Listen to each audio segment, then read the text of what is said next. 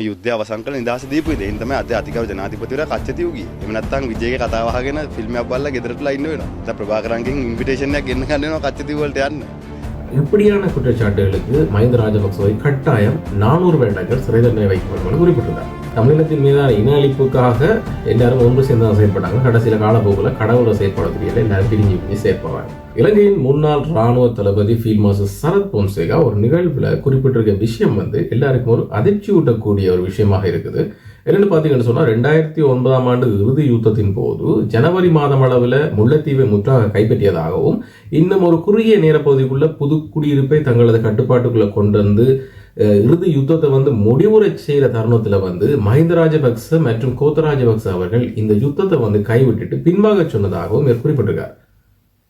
அதாவது 2009ஆம் ஆண்டு விடுதலை புலிகளின் கட்டுப்பாட்டில் இருந்த சகல பிரதேசங்களையும் கைப்பற்றி இராணுவம் முன்னகர்ந்து கொண்டு போய் கொண்டிருக்கல 48 மணி நேர யுத்த நிறுத்தத்தை காரணம் காட்டி கோத்த ராஜபக்ச அவர்கள் சரத் பொன்சேகா அவர்கள்ட்ட இருந்த சகல கட்டளை அதிகாரத்தையும் ஜெகத் ஜெயசூர்யாட்ட ஒப்படைக்க சொல்லி கோரியதாகவும் சரத் பொன்சேகா தெரிவிச்சிருக்கார். தற்போது நாட்டில் அனுரகுமார திசாநாயக்கட அரசு இருக்கும்போது இங்கு ஊழல் லஞ்சம் ஒழிப்பு நடவடிக்கை மிக தீவிரமாக இடம்பெற்றுக் கொண்ட சூழல்ல கிட்டடியில முன்னாள் ஜனாதிபதி ரணில் விக்ரமசிங்க அவர்கள் கைது செய்யப்பட்டு பின்னர் பிணையில விடுவிக்கப்பட்டதும் நீங்கள் அறிந்த விடயம். ஸோ இதனை சுட்டிக்காட்டி 2010ஆம் ஆண்டு அரசியலின் போது இடம்பெற்ற பொது சொத்து பாவனைகள் மற்றும் ஊழல் லஞ்சம் தொடர்பாக மஹிந்த ராஜபக்ச அவர்களுக்கு 400 வருடம் சிறை தண்டனை வழங்கப்பட வேண்டும் என்று சொல்லி இதே சரத் பொன்சேகா தான் குறிப்பிட்டிருந்தார். அதே போல இப்படியான ஒரு அதிர்ச்சியூட்டும் குற்றச்சாட்டையும் மீண்டும் மஹிந்த ராஜபக்ச மற்றும் கோத்த ராஜபக்ச இவர்கள் இருவரையும் சுட்டிக்காட்டி திரும்பவும் இந்த குற்றச்சாட்டை முன் வச்சிருக்கிறார். ஸோ இது தொடர்பாக தான் நாங்கள் இந்த வீடியோவில் பார்க்க இருக்கோம். இந்த வீடியோ நீங்கள் முழுமையாக பார்க்க முதல்ல இதுவரைக்கும் என்னுடைய சேனலை சப்ஸ்கிரைப் பண்ணலன்னு சொன்னால் முதல்ல சப்ஸ்கிரைப் பண்ணி பெல் பட்டனை கிளிக் பண்ணுங்க. அப்போ தான் இதே மாதிரி வீடியோக்கள் ஃபியூச்சரில் நான் பதிவேற்றம் செய்யும்போது உங்களால் பார்க்கக்கூடிய இருக்கும். ஸோ இப்போ வாங்க நம்ம வீடியோக்குள்ள போகலாம்.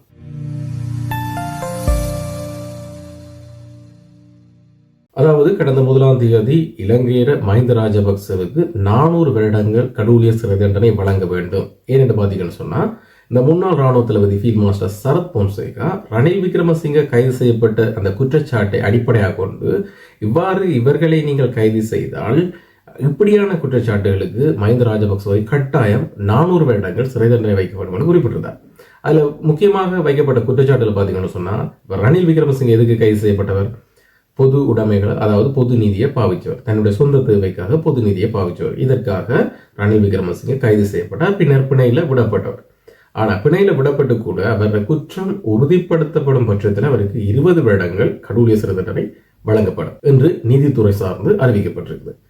இதை சரத் பொன்சேகா என்ன சொல்லியிருக்காருன்னு சொன்னா, அப்படி ரணிலுக்கு நீங்கள் 20 வருடம் சிறை தண்டனை வழங்கப்படும் என்றால் ரணில் செய்தது குற்றம் என்று சொன்னால் மஹிந்த ராஜபக்சவுக்கு என்ன செய்ய போறீங்கன்னு சொல்லி தான் சரத் பொன்சேகா கேள்வி. ஏன்னு சொன்னா 2010ஆம் ஆண்டு காலப்பகுதிகளில் மஹிந்த ராஜபக்ச தன் அதிகாரத்தை பயன்படுத்தி இலங்கை விமான நிலையத்துக்கு சொந்தமான விமானத்தை பயன்படுத்தியிருக்கார். அதோட சேர்த்து உகாண்டால இருந்து விமானம் வரவழைக்கப்பட்டு இந்தியாவுக்கு சென்றிருக்கார். இப்படி தன் சொந்த தேவைக்காக நிதிகளை பயன்படுத்தியிருக்கார் என்று பலதரப்பட்ட குற்றச்சாட்டுகளை முன்வைத்து மஹிந்த ராஜபக்சவுக்கு 400 வருடங்கள் சிறை தண்டனை வழங்க வேண்டும். இது இன்னும் தெரியாது. 2009ஆம் ஆண்டு யுத்த காலப்பகுதிகளில் இவங்க எல்லாம் ஒன்றோடு ஒன்றாக தான் இருந்தாங்க. அதாவது தமிழினத்தின் மீதான இன அழிப்புக்காக எல்லாரும் ஒன்று சேர்ந்து செயற்பட்டாங்க. கடைசியில காலப்போக்கில் கடவுளை செயற்பட தெரியல, எல்லாரும் பிரிஞ்சு செயற்படுறாங்க.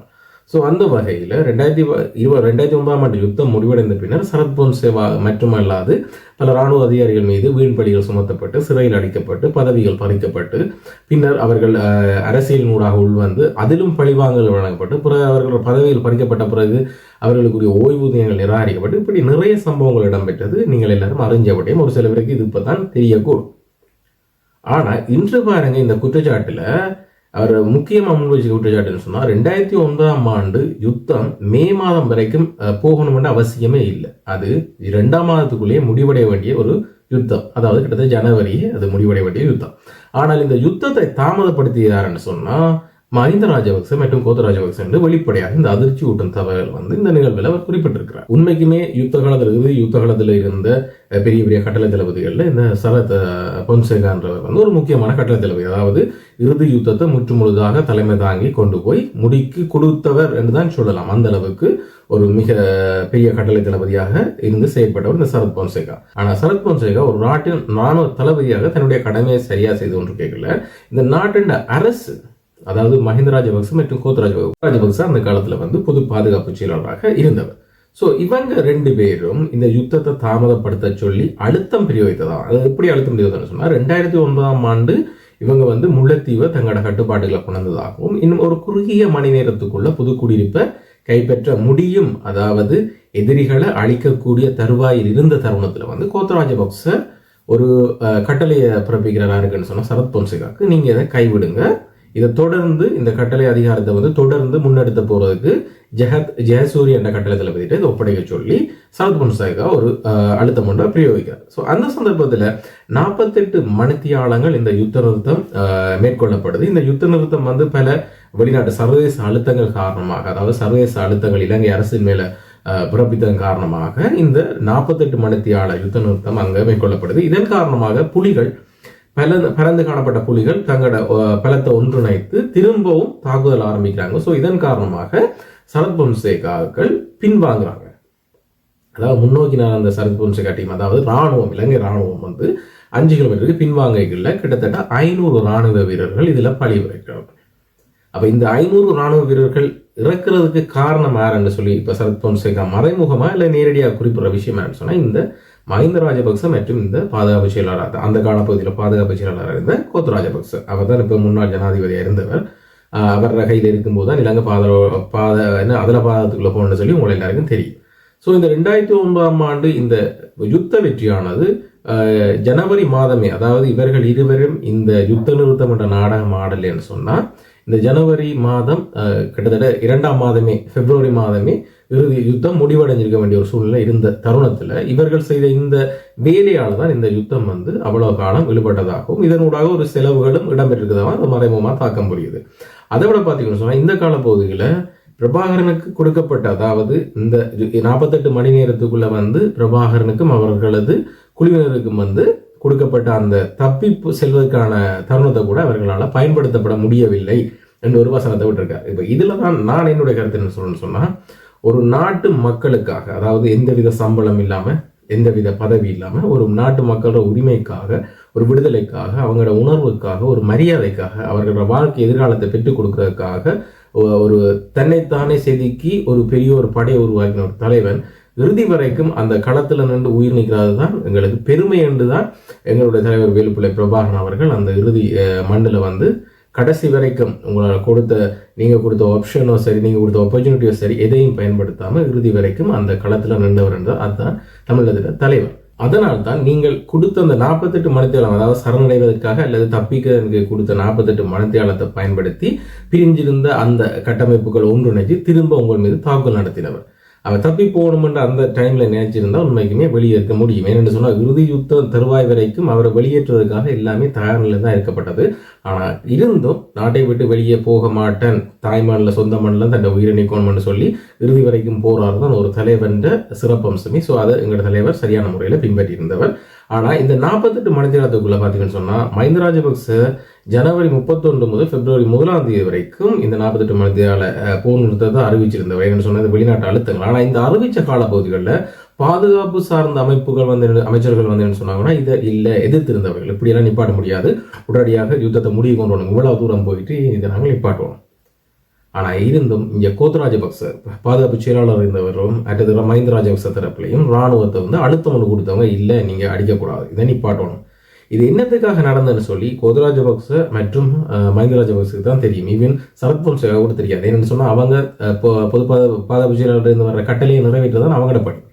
அவர் ஒரு கட்டளை தளபதியாக இராணுவத்துக்கு தான் நாங்கள் செயற்பட முடிய உயர்மட்டத்திலேருந்து கொடுக்க போகிற அழுத்தங்கள் தான் நம்ம பின்பற்றலாம். ஆனால் இவங்களுக்கு தான் தெரியும் அது என்னத்துக்கு இந்த 48 மணித்தியாலம் சில வேளை சர்வதேசத்துக்கு ஒரு நாடகமாக கண்துடைப்பாகவும் இது நடந்திருக்கலாம்.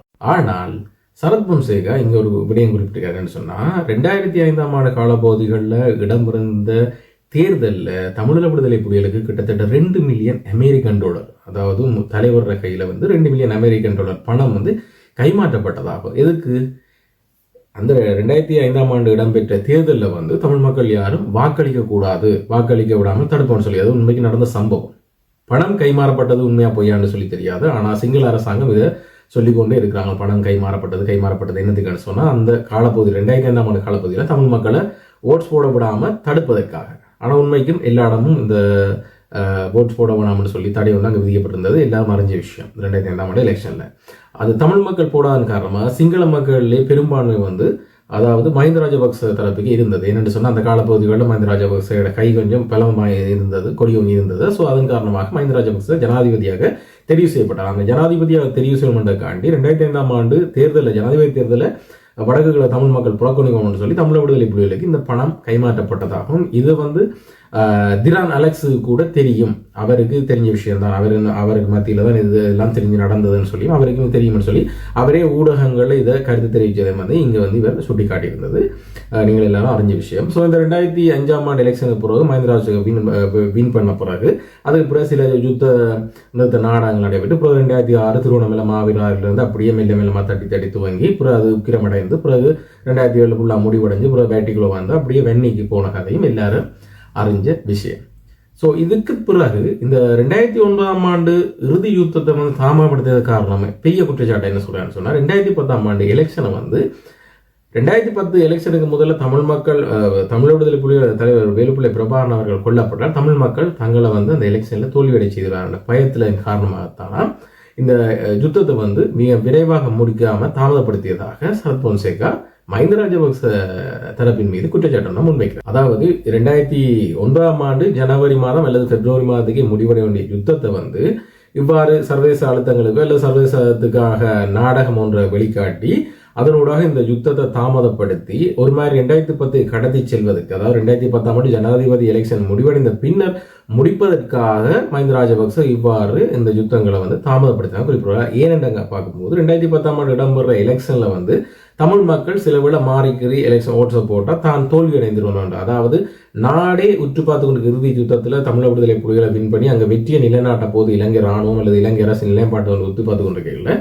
மஹிந்த ராஜபக்ச அவர்கள் எலெக்ஷனில் தான் வெல்வதையே குறிக்கோளாக கொண்டு வந்தார். அதன் காரணமாகத்தான் இவ்வாறான இழப்புகள் இடம்பெற்றிருக்குது. அதாவது இவர் இந்த தேர்தலில் தான் வெற்றி பெற வேண்டும் என்ற அந்த ஒரு தனிப்பட்ட ஒரு விருப்பின் காரணமாக நேரத்துக்கு முடிவட வேண்டிய யுத்தத்தை வந்து தாமதப்படுத்தினால கிட்டத்தட்ட 500 வீரர்கள் மரணம் அடைந்ததாகவும், அதே வேளை யுத்த களத்தில் வந்து தனக்கு கோத்த ராஜபக்ச சார்பில் வந்து அழுத்தமான கட்டளை, அதாவது தன்னுடைய கட்டளை அதிகாரங்கள் எல்லாத்தையும் வந்து ஜெயசூர்யாட்ட ஒப்படைக்க சொல்லி அழுத்தங்கள் பிரிவிக்கப்பட்டதாகவும், அதே வேளை பாதுகாப்பு தரப்பிலிருந்து யுத்தத்தை நிறுத்த மாட்டோம் என்று சொல்லியும் கூட இராணுவங்களுக்கு இல்லை யுத்தத்தை நீங்கள் 2 நாட்களுக்கு கைவிட வேண்டும் என்று சொல்லி அழுத்தங்கள் பிரிவிக்கப்பட்டதாகவும், இவ்வாறு குற்றங்கள் அங்கு இழைக்கப்பட்டதாகவும் இறுதி யுத்தத்தில். அதே போல இந்த 2010ஆம் ஆண்டு இவர்கள் ஆட்சிக்கு வந்த பிறகு ஊழல்கள் நிறைய அங்கு இடம்பெற்றதாகவும், இதனை சுட்டிக்காட்டிய தனக்கு வந்து பல தண்டனைகள் வழங்கப்பட்டதாகவும், தன்னை ஒரு இந்த நாட்டோட துரோகியாக சித்தரித்ததாகவும் சரத் பொன்சேகா இந்த நிகழ்வில் கூறியிருக்கிறார். ஆனால் உண்மைக்கும் தற்போது ஆட்சியில் இருக்க அனுர அரசாங்கம் இலங்கையில் ஊழல் லஞ்சம் ஒழிப்பு என்று சொல்லி மூளை முடுக்கு விடாமல் எல்லாரையும் இருக்கிற குற்றங்களுக்கு ஏற்ற ஆதாரங்களுக்கு அடிப்படையில் வந்து அவர்களுக்கு தண்டனை வழங்கி கொண்டிருக்கிறது. ஸோ அந்த வரிசையில் இவர்களும் இருக்கிறார்கள். ஆனால் நான் ஏற்கனவே உங்களுக்கு சொன்ன மாதிரி, நான் மட்டுமில்லை நிறைய பேர் சொன்ன மாதிரி தான் மஹிந்த ராஜபக்ச தரப்பில் நேரடியாக கை வைக்கின்ற வந்து இலங்கையை வந்து ஒரு ஆட்டி படைக்கிற ஒரு விஷயம். ஸோ இதனால தான் ரணில் விக்ரமசிங்கே மீது முதலாவது இந்த கைது என்ற நாடகம் இடம்பெற்றது. பொது நிதியை பயன்படுத்தினாங்க. ஏற்கனவே இவ்வாறு ஒன்று பொது நிதியை பயன்படுத்துவதற்கான கைது இடம்பெற்ற பிறகு அதனைத் தொடர்ந்து இவர்கள் கைது செய்யப்படலாம். ஸோ அதற்காகத்தான் இந்த ஃபைல்கள் எல்லாம் நகர்த்தப்பட்டு கொண்டிருக்குது, உரிய ஆதாரங்கள் எல்லாம் கைப்பற்றப்பட்டு கொண்டிருக்குது. அதை விட முக்கியமான பெரிய குற்றங்கள் இந்த ஈஸ்டர் குண்டு தாக்குதல்கள் மற்ற ஆள் கடத்தல் சம்பவங்கள் தொடர்பாக எதிர்வரும் காலங்களில் கோத்த ராஜபக்ச மற்றும் மைத்ரிபால சிறிசேன கூட விசாரணைக்கு உட்படுத்தப்பட இருக்கிறார்கள். பொறுத்து வந்து பார்க்கலாம். இவர்கள் கூட குற்றப்புலனாய்வு திணைக்களத்தால் சில வேளை கைது செய்து உள்ளே அடைக்கப்படலாம், சில வேளை அவர்களும் புனையில் விடப்படலாம். ஆனால் மஹிந்த ராஜபக்சோட ஃபேமிலியில் அடுத்ததாக மஹிந்த ராஜபக்சோட மனைவி ஒரு ஊழலில் வந்து ஈடுபட்டிருக்கிறது ஆதாரபூர்வமாக நிரூபிக்கப்பட்டிருக்கிறது. இப்போ குற்றப்புலனாய்வினர் கிட்டத்தட்ட நெருங்கி கொண்டிருக்கிறார்கள். அவர்களை கூட கைது செய்ய வேண்டாம் என கெஞ்சும் அளவு கூட மஹிந்த தரப்பு இப்போது மகாநாயக தேரர்கள் நாடி இருக்கிறோம். ஆனால் மகாநாயக தேரர்களால் மறுமொழி எப்படி வழங்கப்பட்டிருக்குன்னு சொன்னால், அவர்கள் பதில் எப்படி வழங்கப்பட்டிருக்குன்னு சொன்னால், நாங்கள் தான் இந்த நாட்டை அனுரகுமார திசாநாயகத்தை திருத்த சொல்லி ஆசீர்வாதம் வழங்கினாங்கள், நாங்களே போயிட்டு திரும்ப அவரை கைது செய்யாத இவரை கைது செய்யணும்னு சொல்லி ஊழலுக்கு சப்போர்ட்டாக இருக்கிறான்னு சொல்லி குறிப்பிட்டிருக்கணும். அடுத்த பக்கத்தால் இது சரிவரலன்னா அடுத்த பக்கத்தால் இராணுவத்துக்கு நினைவேந்த வேண்டாம் என்று சொல்லி அரசாங்கம் அழுத்தங்களை பிரயோகிக்குது. அதாவது உள்நாட்டு மற்றும் வெளிநாட்டு விடுதலை புலிகளின் ஆதரவாளர்களின் சப்போர்ட்டோடு தான் அரசாங்கம் இங்கே ஆட்சியை நடத்தி கொண்டிருக்குன்னு சொல்லி ஒரு மறைமுகமான குற்றச்சாட்டை இந்த மனுவில் வந்து அவர்கள் முன் வச்சிருக்கிறார்கள். ஸோ இந்த இடத்துல ஒரு அதிசயத்தக்க விஷயம் என்று சொன்னால், இலங்கையில் அனுரகுமார திசாநாயக்க ஊழல் லஞ்சமற்ற இலங்கை நாட்டை கட்டி எழுப்பணும், அதே போல நீங்கள் என்ன வருமானம் செய்யலாம், ஆனால் இனவாதம் என்று ஒன்று இங்கே இருக்கக்கூடாது. அப்படி இனவாதம் ஒன்று இருந்ததுன்னு சொன்னால் சட்டங்கள் பலமாக உங்கள் மேலே பாயம்னு சொல்லி, அதுக்கு உதாரணம் தான் இப்போ உதயன் கம்பம்பிலான்னு சொல்லி ஒருத்தர் வந்து தாய்லாந்தில் போயிட்டு இருக்கிறார். அதுவும் கைதுக்கு முன்னராக, அதாவது குற்றப்புலனாய்வு திணைக்களத்து அதிகாரிகள் கைது செய்து ஒரு இடத்திற்கு மேலதிகமாக சிறையில் வைப்பதற்கான நடவடிக்கைகளை முன்னெடுத்து கொண்டு கேட்கல தாய்லாந்தில் போயிருந்து கொண்டு தன்னை கைது செய்ய வேண்டாம் என மேல்முறையீடு செய்திருக்கிறார். ஸோ அதே அப்படியான ஒரு சம்பவம் நடந்த பிறகு இந்த மனுவில் கூட எல்டிடி என்ற பதம் பயன்படுத்தப்படும். ஏனென்றால் அவருக்கு வந்து அந்த எல்டிடி கொட்டியா என்ற இனவாத கருத்துக்களை வந்து பொது வழியில் பயன்படுத்தியதாகத்தான் அந்த ஒரு இறுக்கமான சூழ்நிலையை சிஐடி உருவாக்கினது. அதே போல தான் நீதித்துறை உருவாக்கினது.